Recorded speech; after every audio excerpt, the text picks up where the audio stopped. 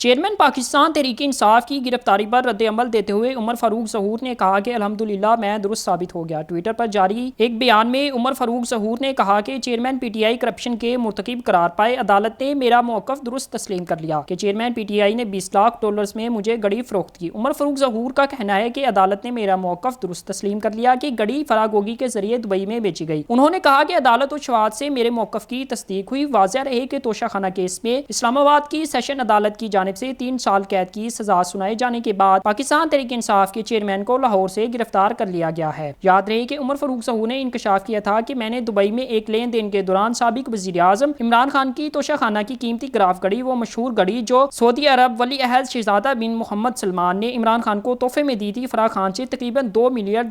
میں خریدی تھی۔ انہوں نے کہا کہ میں نے یہ قیمتی گڑی فخر کے ساتھ خریدی تھی کیونکہ یہ دنیا کا واحد ٹکڑا ہے جس پر ہمارے مقدس خانہ کعبہ کی تصویر ہے۔ بطور پاکستانی یہ گڑی میرے لیے کسی کوہ نور کے ہیرے کی طرح قیمتی اور منفرد تھی، اور جب مجھے یہ پتا چلا یہ گڑی فروخت کے لیے دستیاب ہے تو میں کسی صورت اس موقع کو گنوانا نہیں چاہتا تھا، کیونکہ جس طرح بذریعہ social media platforms Dubai کی مارکیٹس میں اس کی گڑی کی مارکیٹنگ کی گئی تھی، اس کے لیے مجھے خدشہ تھا کہ یہ گڑی غلط ہاتھوں میں بھی جا سکتی ہے۔